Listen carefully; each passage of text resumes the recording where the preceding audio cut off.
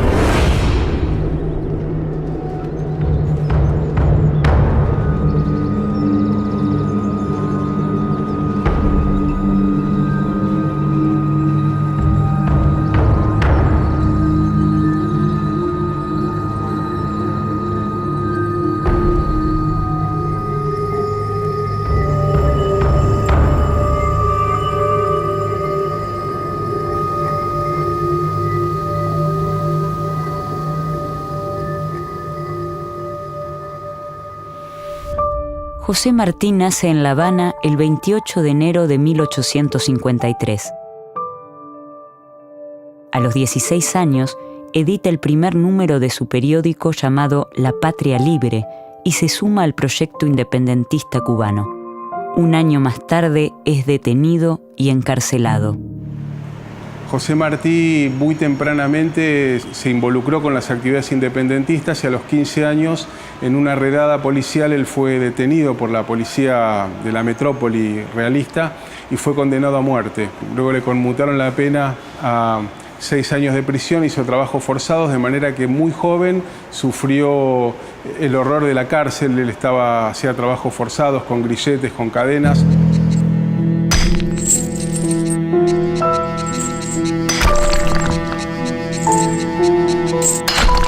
La experiencia de Martí en la cárcel fue la del aprendizaje, de la tolerancia, la aceptación de los rigores que implica el compromiso político y la convicción de que ese compromiso se incrementa cuando está fundado en la justicia y en la historia. Desde su muy tierna juventud él se comprometió con la causa emancipadora de Cuba y a partir de esa experiencia el exilio fue tal vez el mayor tiempo de su vida, lo vivió en países de América Latina y en Estados Unidos, siempre intentando volver a Cuba para luchar por esa independencia. Exilio y cárcel en Martí conjugan una identidad poderosa en términos de la construcción del discurso revolucionario. En 1871 es deportado a España. Allí estudia y se gradúa en las carreras de Filosofía y Letras y Derecho.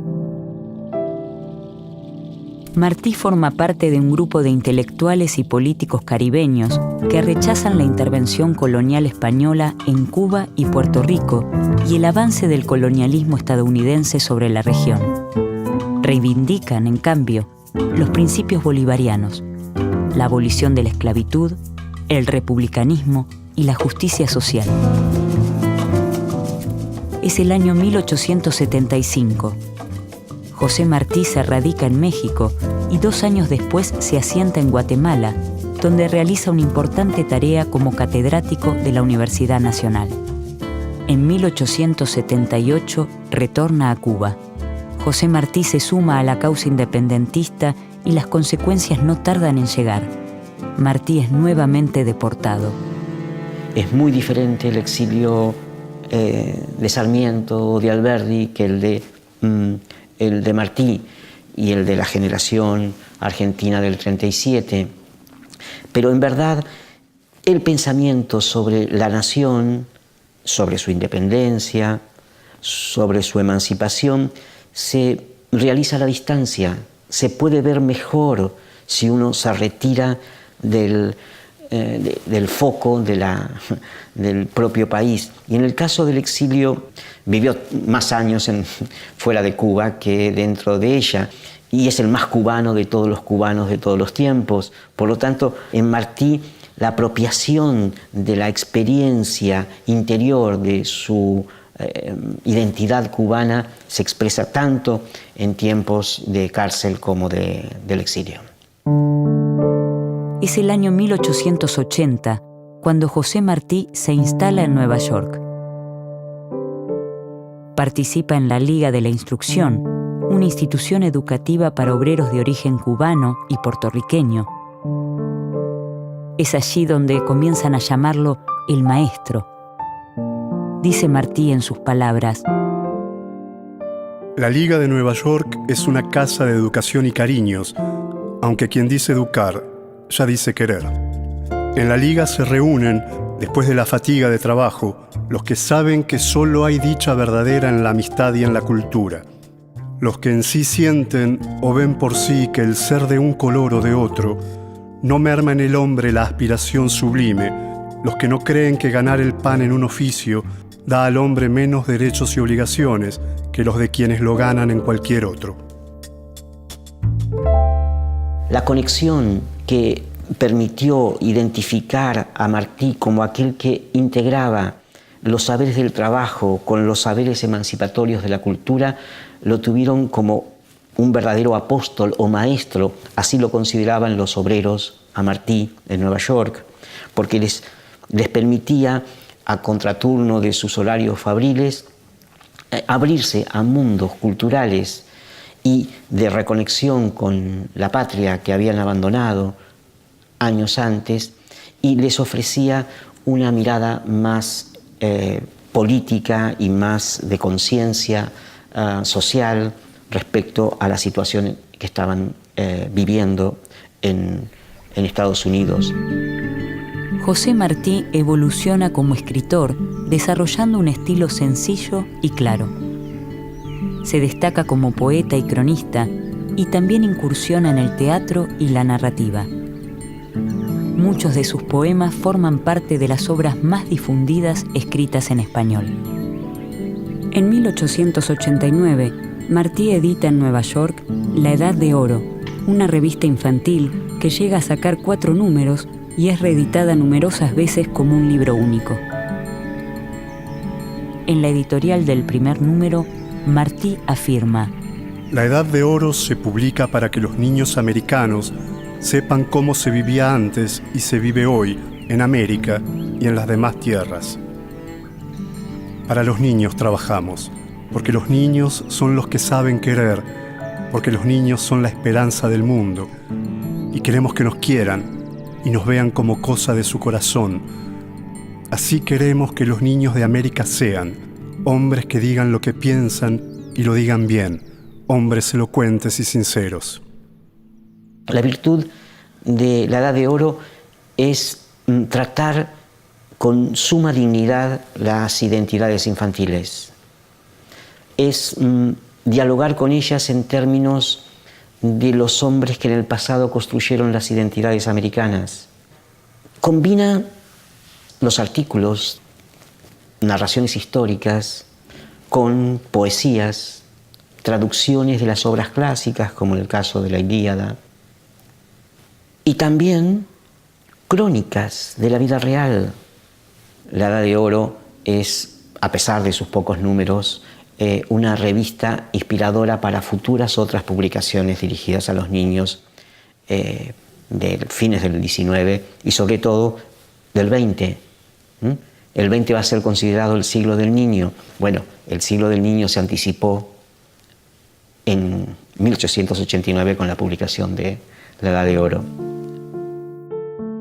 En el primer número de la revista se incluye el texto 3 héroes. Allí Martí les cuenta a los niños y las niñas sobre la vida de Bolívar, Hidalgo y San Martín. En una sección del primer número de La Edad de Oro, sentencia: Los versos no se han de hacer para decir que se está contento o se está triste, sino para ser útil al mundo, enseñándole que la naturaleza es hermosa, que la vida es un deber, que la muerte no es fea, que nadie debe estar triste ni acobardarse mientras haya libros en la librería, y luz en el cielo, y amigos, y madres.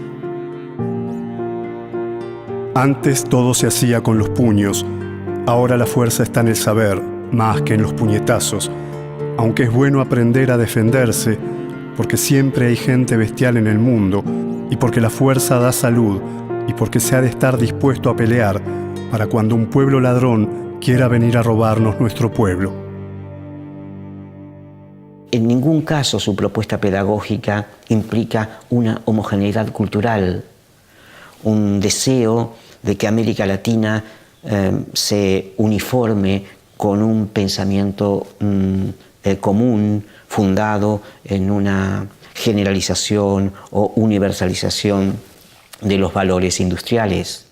Muy por el contrario, en la medida en que los niños pueden ser más cubanos o más venezolanos o más mexicanos, son más universales. Esa interacción entre las pertenencias locales y las cosmopolitas tienen en Martí un carácter integrador entre la ciencia y la espiritualidad. Martí se diferencia del racismo que domina el pensamiento de su época. Se expresa favorable al mestizaje, rescata a los pueblos indígenas y condena la conquista y sus horrores. En 1891 publica Nuestra América, su gran manifiesto político e ideológico, donde recopila parte de su obra y pensamiento. El legado que Martí expresa a través de su obra Nuestra América, uno puede ingresar a los varios tópicos del pensamiento más estructural de Martí. Básicamente, su impronta de descolonizar la mente de los latinoamericanos en términos de asumir las tradiciones que lo han colonizado bajo el dominio español. Por otro lado, Nuestra América postula un futuro común basado en la lengua, en las tradiciones y en el respeto a las idiosincrasias nacionales. Las herencias que Martí postula tienen múltiples registros. El primero tal vez está vinculado con hacer visible a grupos y edades que no habían sido puestas en la agenda pública. Las infancias, los trabajadores, los campesinos, los negros, etc. Martí reflexiona y desarrolla ideas en torno a la educación campesina. En su texto Una escuela de artes y oficios en Honduras, incluido en Nuestra América, expresa: La enseñanza de la agricultura es aún más urgente, pero no en escuelas técnicas, sino en estaciones de cultivo, donde no se describan las partes del arado, sino delante de él y manejándolo, y no se explique en fórmulas sobre la pizarra la composición de los terrenos, sino en las capas mismas de la tierra, y no se entibie la atención de los alumnos con meras reglas técnicas de cultivo, rígidas como las letras de plomo con los que se han impreso, sino que se les entretenga con las curiosidades, deseos, sorpresas y experiencias que son sabroso pago y animado premio de los que se dedican por sí mismos a la agricultura. Martí es consciente de que la educación tiene que ser una institución que se aleje de las ciudades, porque la verdadera integración entre ciencia y naturaleza tiene que darse en contextos rurales. José Martí hace de la educación un pilar fundamental en su labor en distintos colegios y universidades latinoamericanas. En muchos de sus escritos presenta experiencias concretas donde desarrolla varios tópicos vinculados con la cultura latinoamericana. y si tuviera que enumerar algunos aspectos fundamentales de su propuesta, diría primero, él planteaba la necesidad de formar seres humanos con capacidad de pensar con cabeza propia, lo que en Venezuela hoy llaman soberanía cognitiva, que el propio Simón Rodríguez reclamaba, que era no formatear cerebros que fueran capaces solo de escupir conocimientos predeterminados, sino mentes muy flexibles con capacidad de pensar. Una segunda dimensión de su propuesta era ética política, y él planteaba la necesidad de formar personas buenas, y él pensaba que el amor era una herramienta fundamental del proceso pedagógico. En tercer lugar, y en esto también se asemeja mucho al planteo de Simón Rodríguez y otros pedagogos nuestroamericanos, el papel del trabajo creador como elemento pedagógico fundamental. Él decía, si queremos ser libres tenemos que, no en estos términos, desarrollar una base material y económica, y por lo tanto la agricultura y la tierra como fuente de riqueza nos llevan a pensar en eso como un elemento formador. En cuarto lugar, recuperar nuestra propia cultura, la identidad nuestroamericana. Él valoraba al campesino y al indígena, como dice, bueno, gobernamos países donde las mayorías son campesinos e indígenas y no podemos mirar con las anteojeras de Francia o de Estados Unidos. Y luego él proponía para todo este proyecto político y educativo un determinado modelo de escuela y un determinado modelo pedagógico. Su proyecto educativo siempre está incorporando el aspecto práctico, no solamente utilitario, sino de transformación social.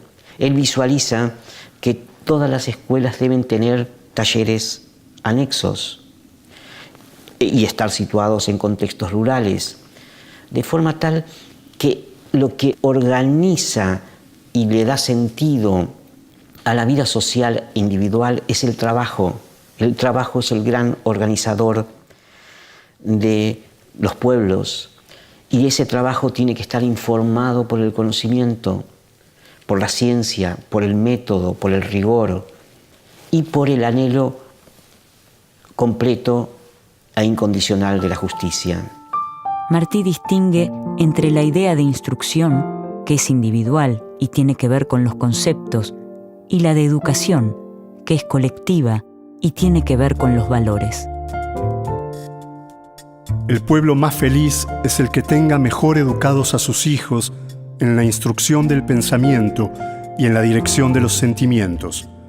Un pueblo instruido ama el trabajo y sabe sacar provecho de él.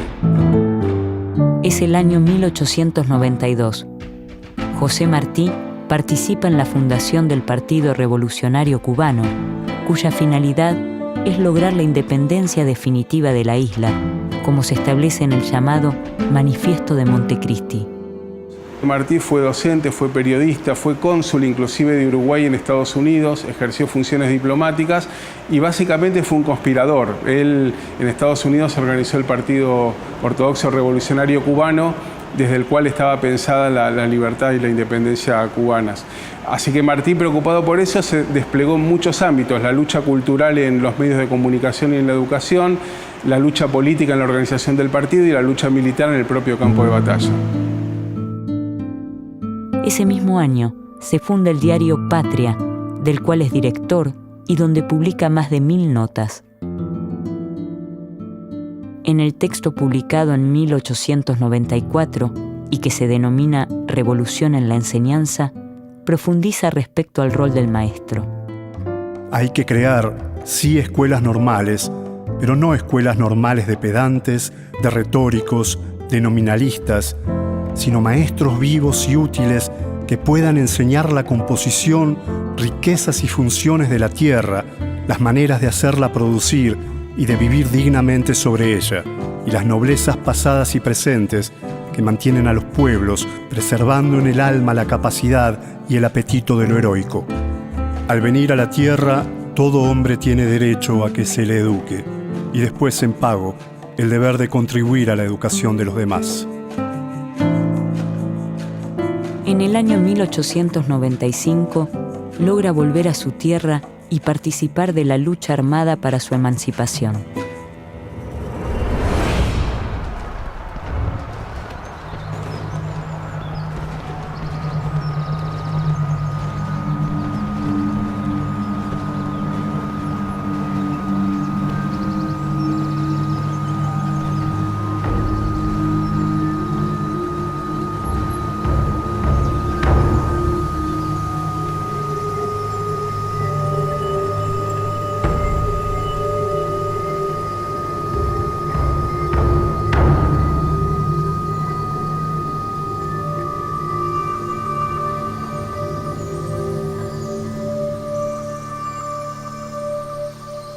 Poco tiempo después, José Martí muere en el campo de batalla.